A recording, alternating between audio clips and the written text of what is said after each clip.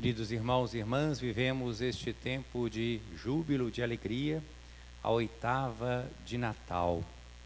E quando nós estamos na oitava de Natal e temos um domingo entre o dia 25 de dezembro e o dia 1º de janeiro, nós celebramos neste domingo a festa litúrgica da Sagrada Família.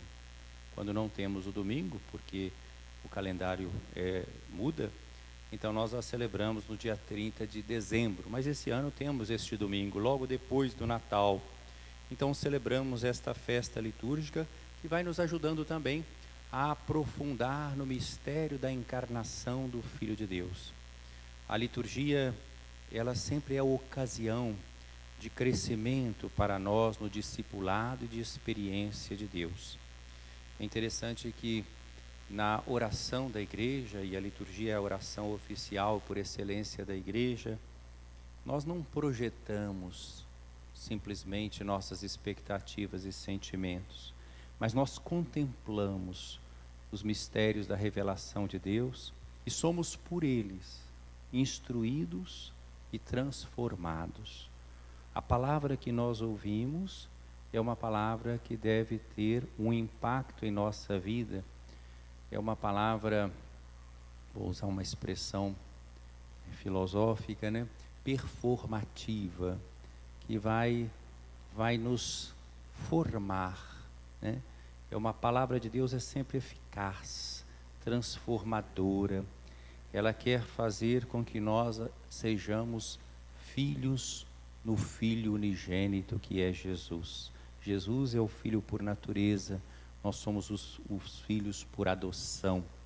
E hoje nós contemplamos um aspecto importante do mistério da encarnação dentro desta oitava de Natal. O Filho de Deus quis crescer numa família. O futuro da humanidade passa por famílias renovadas. Não é à toa que Jesus, por exemplo, no Evangelho de João, vai realizar o seu primeiro sinal exatamente numa festa de casamento em Caná da Galileia. Mas aqui nós vemos então como esta família de Nazaré é uma família que não tem privilégio, mas é uma família totalmente inserida na vida do povo, da comunidade, obediente à palavra de Deus. Mas vejamos primeiro os outros textos que precedem o Evangelho de hoje. Essa leitura do livro do Eclesiástico, que é um livro que foi escrito por um judeu piedoso, Ben Sirácida, também é outra maneira de chamar esse livro, e que foi então difundido em Alexandria para os judeus que estavam na diáspora, para que eles pudessem manter os vínculos realmente de fidelidade com a lei, com a religião dos seus pais. E aqui nós vemos nesse trecho uma espécie de comentário do 4º mandamento da lei de Deus. Esse trecho é um comentário do 4º mandamento da lei de Deus. Espero que todos se lembrem qual é o 4º mandamento da lei de Deus, Porque os 10 mandamentos não foram abolidos, não. Eles foram levados à perfeição por Jesus. O 4º mandamento é, na missa das crianças eu perguntei, tem criança que falou, na missa dos adultos eu não vou perguntar, não. O 4º mandamento é honrar pai e mãe. E nós vemos que é um comentário muito bonito, Deus honra o pai nos filhos e confirma sobre eles a autoridade da mãe. Aqui há uma promessa, porque quem honra o pai e a mãe, honra também a Deus, porque nós somos filhos de nossos pais, é claro, a vida nos veio através dos pais, mas o autor último da vida é Deus. Nós todos somos filhos e filhas de Deus, e portanto os pais são justamente aqueles colaboradores na obra de Deus. Os filhos também não pertencem aos pais, não são prolongamento dos pais, não são projeção dos pais, são seres também criados à imagem e semelhança de Deus. Então, aqui nós vemos que há um comentário sobre esse honrar pai e mãe, que mostra que isso é uma maneira de honrar o próprio Deus. E há, portanto, uma promessa. Quem honra o seu pai alcança o perdão dos pecados e evita cometê-los, e será ouvido na sua oração cotidiana. A oração é dirigida a Deus, e quem perdoa os pecados é Deus. Então, a honra ao pai e à mãe diz respeito ao nosso relacionamento com Deus. Fala também quem respeita a sua mãe como alguém que ajunta tesouros. Mas aqui não pensemos que esse comentário é simplesmente para as crianças, não é? Obedecer os pais. Tem um aspecto da obediência, mas tem um outro aspecto importante, que é o aspecto do respeito e da sustentação. É sobretudo para os filhos adultos que se está falando. Tanto é que nós vemos aqui no versículo 14: meu filho, ampara o teu pai na velhice, e não lhe causes desgosto enquanto vive. Mesmo que ele esteja perdendo a lucidez, procura ser compreensivo para com ele, não o humilhes em nenhum dos dias de sua vida. A caridade feita ao teu pai não será esquecida, mas servirá para reparar os teus pecados, e na justiça será para a tua edificação. Os pais cuidaram de nós quando éramos pequenos. Chega um momento que os filhos devem cuidar dos pais, né? E às vezes nós vemos, quando os pais deixam de ser, entre aspas, produtivos, são também às vezes esquecidos. Às vezes até numa casa de idosos, né? Nós vimos agora com a pandemia, o Papa Francisco lembrava essa realidade, sobretudo na Europa. Quantos que morreram nas casas de idosos, porque a pandemia vai por toda parte, mas especialmente os mais vulneráveis, né? Estão mais expostos. E o Papa se perguntava, será que precisava ser assim? Será que esses que estavam no asilo não poderiam estar junto com suas famílias, ainda mais na Europa, com tantos recursos, né? Então, quantas situações de pais abandonados, né? Então, esse mandamento e esse comentário estão muito atuais. Paro por aqui por causa do tempo.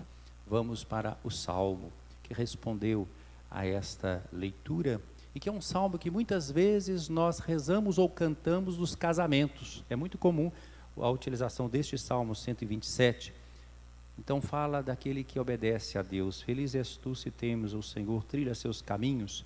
E aqui é um louvor da vida em família. Do trabalho de tuas mãos has de viver. Tua esposa é uma videira fecunda no coração da tua casa. Teus filhos, rebentos de oliveira ao redor da tua mesa. Será assim abençoado todo homem que teme o Senhor te abençoe. Ou seja, há toda uma mensagem de que a família é uma bênção, tanto na primeira leitura como aqui nesse salmo. Na segunda leitura, a carta de Paulo aos Colossenses, Paulo também vai falar da família. Mas eu queria dizer que essas recomendações, tanto da primeira leitura como da carta de Paulo, não são só recomendações de ordem moral, são também. Mas existe um fundo um horizonte mais profundo que fundamenta essa exortação moral. E aqui na carta aos Colossenses fica muito claro, porque o autor, Paulo, coloca Cristo como critério. Vós sois amados por Deus, sois seus santos eleitos. Há uma eleição, há um chamado. Por isso, revesti-vos de sincera misericórdia, bondade, humildade, mansidão e paciência, suportando-vos uns aos outros e perdoando-vos mutuamente, se um tiver queixa contra o outro. Vejam, não são só recomendações morais, porque aqui vem claramente explicitado o fundamento teológico. Como o Senhor vos perdoou, assim perdoai vós também. Sobretudo, amai-vos uns aos outros, pois o amor é o vínculo da perfeição. Nós somos criados por aquele que é amor, nós somos criados para amar, e nós seremos julgados sobre o amor que tivermos vivido ou não. Que a paz de Cristo reine em vossos corações, a qual fostes chamados como membros de um só corpo. Nós somos membros de Cristo. Então a referência de Paulo é uma comunidade. Vejam bem, a família vai estar situada dentro de uma comunidade de fé, que se reúne para louvar a Deus. Nós formamos um corpo, uma unidade, a cabeça é Cristo. Por isso é que nós devemos viver nessa unidade, nesse amor recíproco. Então não é uma recomendação puramente moral, né? que a palavra de Cristo com toda a sua riqueza habite em vós. E essa palavra é que vai nos ensinar, nos admoestar com toda a sabedoria. E aí vem o aspecto cultico, litúrgico, que é o que nós estamos fazendo na missa. É o que nós estamos fazendo na liturgia. Eu comecei falando sobre a liturgia. Do fundo dos vossos corações, cantai a Deus salmos, hinos e cânticos espirituais em ação de graças. O que é uma Eucaristia, senão ação de graças? Então é a comunidade que se reúne. Tudo o que fizerdes em palavras ou obras, seja feito em nome do Senhor Jesus Cristo, por meio dele dai graças a Deus o Pai. Estão vendo que esse é o culto agradável a Deus? É o culto que passa pela vida e que se expressa na liturgia. Aí agora vem as recomendações de ordem moral, mas que tem este fundo, né, que fundamentou toda a argumentação. E aqui, nos bons tempos, quando não tinha pandemia, eu já passei por essa experiência, eu celebrando missa na Sagrada Família, né, não na comunidade, na liturgia. E aí, às vezes, tinha uma família inteira sentada, né? Pai, mãe, filhos, né? Então a gente começa ali assim: esposas, sede solícitas com os vossos maridos, como convém ao Senhor. E eu já vi marido cutucando a esposa, né? Ia ser de solícita com os vossos maridos, como convém ao Senhor. Só que foi precipitado, porque logo depois vem: maridos, amai vossas esposas, e não sejais grosseiros com elas. Aí ela devolve, né? E fala: está vendo? Depois: filhos, obedecei em tudo aos vossos pais, pois isso é bom e correto ao Senhor. Aí os pais olharam para os filhos, né? Pais, não me intimideis os vossos filhos, para que eles não desanimem. Aí os filhos é que olham para os pais. Então tem carapuça para todo mundo, cada um vista a sua e pode amarrar muito bem, né? Não é caso da gente olhar os outros, mas tem um fundamento que eu falei anterior, não é só uma recomendação. O fundamento é essa vivência na caridade de Cristo. Então, na verdade, um é cuidador do outro. A família, o que que é? É um espaço que é santuário da vida, onde a vida surge, deve ser acolhida, cuidada, protegida. Deve ser uma escola de amor, deve ser uma igreja doméstica. Aqui tem muitos pais, né? Se eu perguntasse para vocês, como é que era a sua vida antes de você ter seus filhos e depois que você tem seus filhos? Muda bastante, não muda? Quem tem filho, muda a vida, né? A família é um espaço privilegiado de participação na obra criadora de Deus. É convite a sair de si mesmo, é convite a cuidar uns dos outros. A família de Nazaré viveu toda essa realidade sem nenhum privilégio. Aqueles que me acompanharam também na liturgia de Natal lembram que foram 3 missas diferentes, para cada uma texto de Natal, 3 missas diferentes. A missa da noite tinha determinadas leituras e determinado enfoque. Missa da aurora, do dia 25, outras leituras determinadas, tudo Natal, mas outro enfoque. E missa da noite, do dia 25, missa do dia, né? Do dia de Natal, outras leituras. Eu fiz 3 homilias, todas sobre o Natal, mas diferentes, cada uma adequada. São maneiras de aprofundar o mistério da encarnação do Filho de Deus. Pois bem, a família de Nazaré, eu disse isso numa dessas reflexões, ela não teve privilégio nenhum. Imagina então Nossa Senhora lá em Nazaré. Aqui tem mães. Imagina a mãe quando está esperando uma criança. Ela não prepara tudo? Vai nascer a criança, vai preparar as roupinhas, o lugar que a criança vai ficar, enfim, todo o carinho. Nossa Senhora preparou tudo isso em Nazaré, mas deu tudo errado, entre aspas, né? Porque veio um decreto de César Augusto e José tinha que viajar para Belém e vai com Maria, quase nos dias dela dar à luz. Então deixou tudo em Nazaré e chega em Belém, não tem lugar, enfim, tudo diferente. Mas Deus estava realizando, no meio de todas essas vicissitudes humanas, o seu projeto. Nasce o descendente de Davi segundo a carne, na cidade de Davi, o Messias esperado. A família de Nazaré não tem privilégio nenhum, ela se identifica com as famílias pobres e sofridas. Aqui também nós vemos, nesse episódio, Lucas faz essa composição belíssima. Eu não vou me deter em todos os detalhes. Ele reúne aqui vários costumes do povo de Israel: a circuncisão ao 8º dia, a imposição do nome, a purificação da mãe vários dias depois do parto, enfim, não vou entrar nisso, mas está tudo aqui. E o resgate que deveria ser feito do filho primogênito, porque o filho primogênito é oferecido a Deus, mas no cristianismo e também na religião hebraica não há sacrifícios humanos. É só lembrar desde Abraão, o episódio de Abraão emblemático e paradigmático, quando Abraão vai levar Isaque para o sacrifício, conforme o costume dos outros povos. Ele vai com o coração sangrando, mas ele está sendo posto à prova, e Deus não permite que Isaque seja sacrificado, né? Não me estenda a mão contra o menino, eu sei que temos a Deus, né? Então isso foi marcante para a história do povo de Israel. Israel não tem a prática do sacrifício ritual humano, e outras religiões têm, não vamos julgá-las.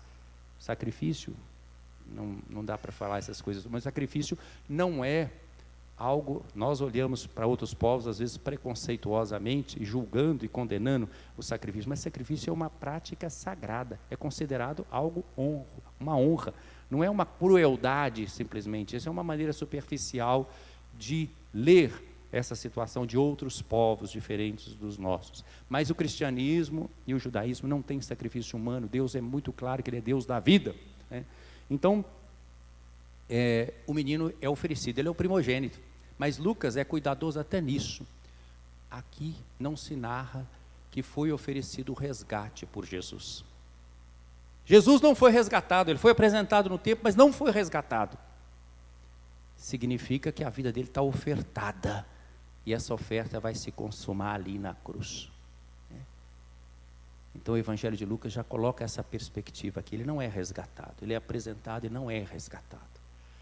Maria e José não têm propriedade sobre o filho, eles entregam o filho, né? Eles estão obedientes à lei, é um aspecto aqui da família de Nazaré importantíssimo. E são pessoas que vivem na comunidade, não é um casal separado, porque às vezes nós podemos ter um ideal de família equivocado, né? Muito cultural, uma família acomodada, pai, mãe, filhos ali, todo mundo se protegendo, todo mundo juntinho, querendo-se bem, claro, mas isso aí, desculpa a expressão, pode ser uma panelinha. Isso é a concepção burguesa de família. Não, os verdadeiros pais vão formar os filhos para o mundo, não vão formar filhos mimados. Também não devemos ter filhos abandonados, nem mimados, nem abandonados, mas filhos capazes de ter independência, de crescer na sua liberdade, na sua vocação. Os pais não são proprietários dos filhos, e os filhos não são projeção dos pais. Isso aparece muito concretamente, se eu fosse entrar por aí, quanta confusão dá, por exemplo, na hora da escolha da profissão, da vocação, do partido político, da postura social, do casamento. Tem gente que quer projetar tudo para o filho. Os filhos têm que ser respeitados no seu itinerário, né?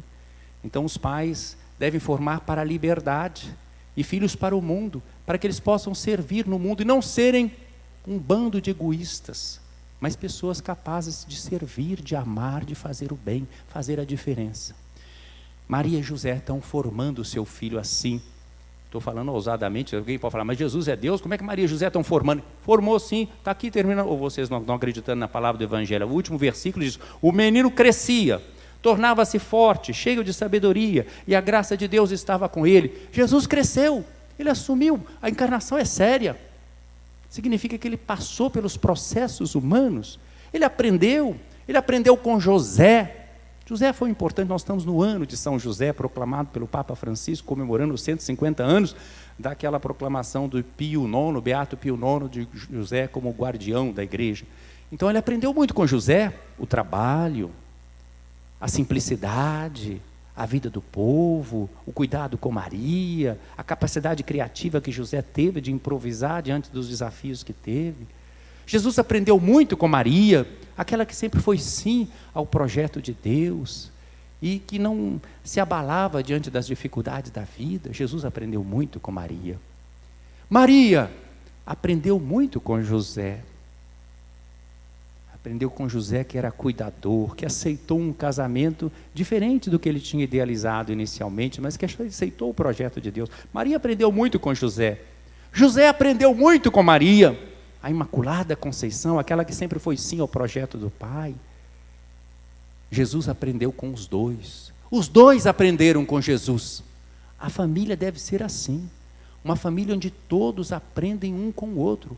O marido com a esposa com o marido, os filhos com os pais com os filhos. Todos devem ensinar uns aos outros. Estão vendo? Isso tem a ver também com as leituras anteriores.